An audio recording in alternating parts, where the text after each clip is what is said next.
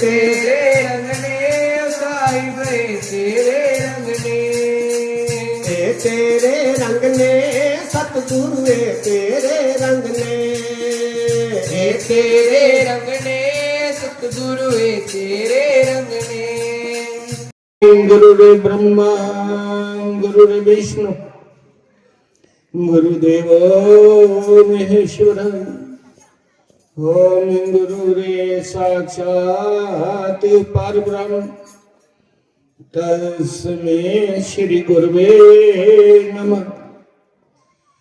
ओम परम पूज्य सदगुरुदेव जी के चरण कमल और परम पूज्य 1008 महामंडलेश्वर गीता पीठाधीश्वर स्वामी प्रकाशानंद जी महाराज और परम पूज्य महाभगवत के श्रेष्ठ ज्ञाता महात्यागी ब्रह्मलीन श्री चौपाद्वार का शास्त्री जी महाराज और मेरे समक्ष बैठे हुए ब्रह्म विद्या के श्रोतागण,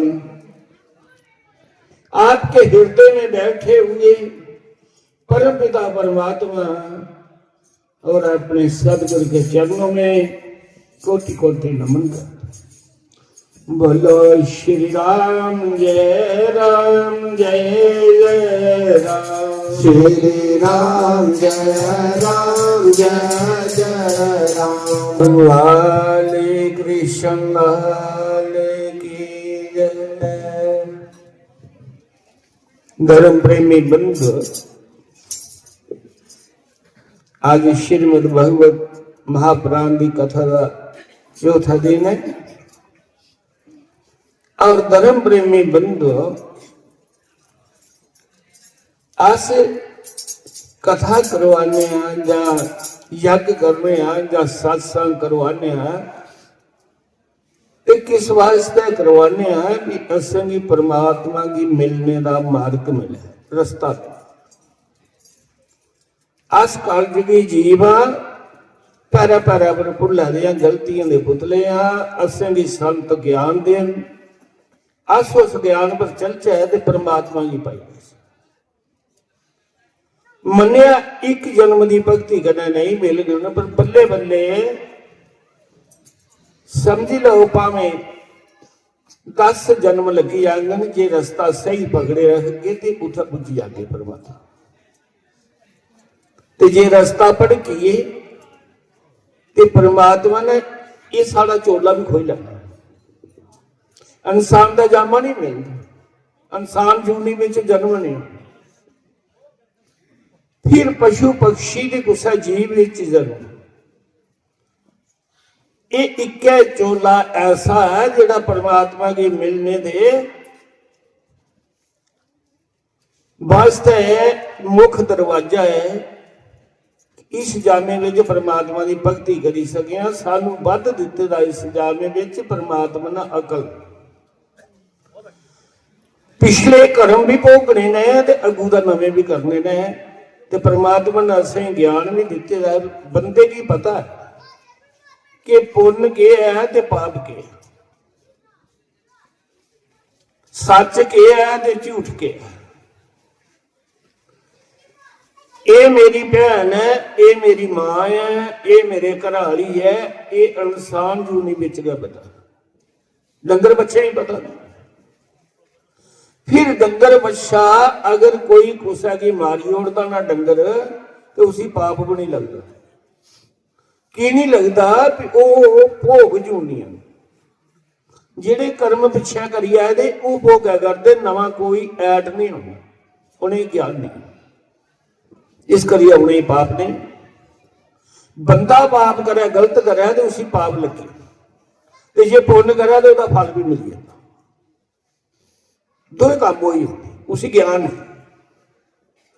डंगरे की ज्ञान नहीं है, उसी ना पुण्य का लगता तो ना पाप लगता। वो कहने भोग जूनी, ये कर्म जूनी है इंसान की, ये नवा कर्म भी ऐड करी सकने। जे अज दुखी हाँ तो अस अज चंगे कर्म करचे, अगू ले सुख बनाए ले। अज तो दुख भोगने पिछले कर्म माड़े किए, पर अज तो मौका मिलेगा इस जूनी में असंगी अगू वास्ते ਅਸ ਸੁਖਾ ਵਾਲੇ ਕੰਮ ਕਰੀਏ। फिर दोष देने परमात्मा ही, परमात्मा ने साढ़े कन्नै माड़ा किया। परमात्मा कुसै कन्नै माड़ा नहीं करता, वो कर्मे का फल दिंदा। जे काम के माड़े कीते ने ते बीमारी तो लगनी है, ते जे बीमारी लगी है तो बंदा कर्म भोगा तो उन्हें खुश होना की बीमारी कटग ते उहदे पाप मुक्की जाग,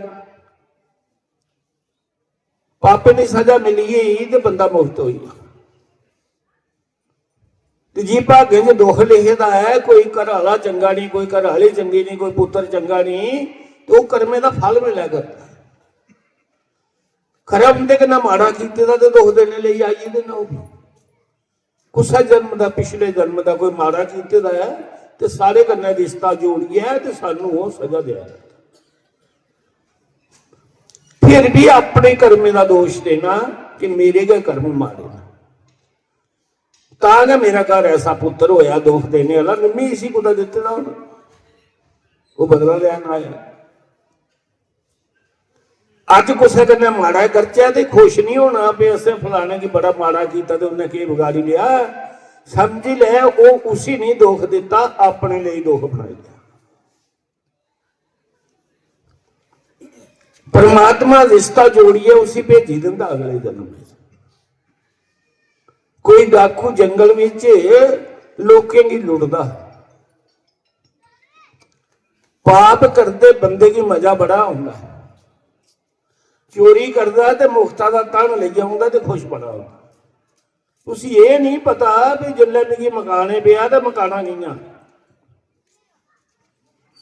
परमात्मा कुछ रोकता तो नहीं तो तू पाप नहीं कर, उन्हें बुद्धि दी है, तू अकल कर, तू की सारी समझ। तो जे नहीं समझ तो संत समझाने वाले भी भेजे देना जेडे सुना करते। कोई माता का मंदिर जाता वो मुर्की खोली जाता है, नथ लुआई जाता, माता हाथ फटती होगा, उसी कख नहीं करती।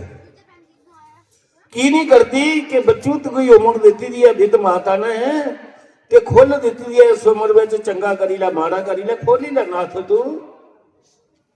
पर फिर वो भजन गागा का छड़ा तो मिलना कख नहीं। कल में तो हाथ तेरे हाथ दे चंगे चंगे लेख ते चंगे ताल खोलते रहे जे बंदा कर्म चंगे करे। माता तुकी तेरा हाथ नहीं फड़ती, वो लिखी लैंदी है फलाने वेले इंसान जूनी विच मेरे मंदिर मेरे नक्का दा तू नथ लवाई ही, जा अगली बारी तुकी हाथ गड़ी देनी। जे हाथ देग ते कुसा वजह के नट कोई जागन हथ रौन नहीं, ते जेकर इस जीवा कन्नै गाली देग परमात्मा ही कोई गाला नहीं। परमात्मा जीव नहीं फड़ता, दिया भी करते के जीव नहीं फड़ता, लिखी रहता। फिर क्या करता, अगले जन्म में जिले जन्म होता तो गुंगा पैदा होता, गर्भ च जन्म लेंदा गया गुंगा। जे अज्ञा का पाप लगे बंदे ही पाप किए तो सजा उस साल मिले, तो उस बच्चे ने क्या बिगाड़िया कुछ ना चंगा किया ना माड़ा किया, मां के गर्भ च बाहर आया तो गुंगा पैदा। परमात्मा ने जीभ नहीं दी, की नहीं दी, उन्हें आख्या इस करिए नहीं दी कि तू इस जीभा कन्नै मिगी गाली दी। और धर्म प्रेमी बंधुओं, ज्ञान कोला अमल चंगा,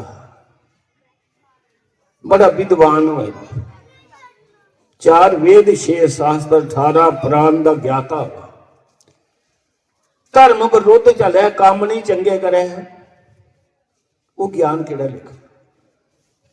ज्ञान तो इसलिए है सिंह पुण्य पाप की मर्यादा सिंह दसता है कि साड़ा धर्म क्या आखा।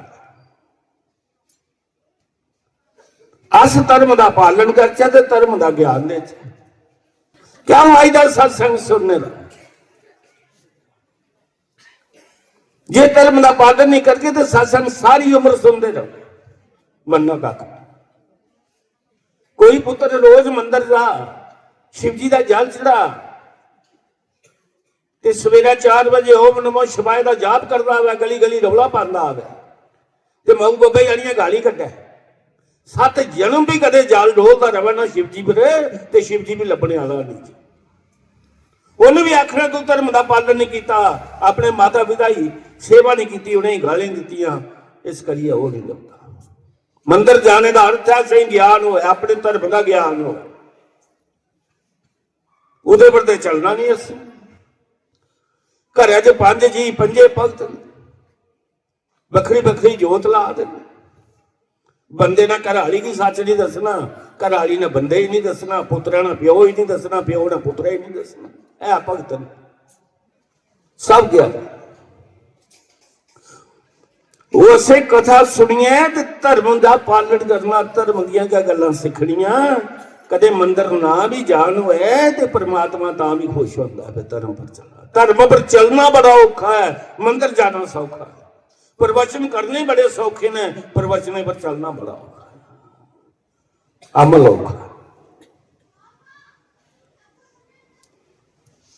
कोई बुरी गल है अपने घर वाले तेरे हाथ लाना की नहीं लाती, तो सत्संग सुनती है की नहीं लाती, कितना चिर होया सुन।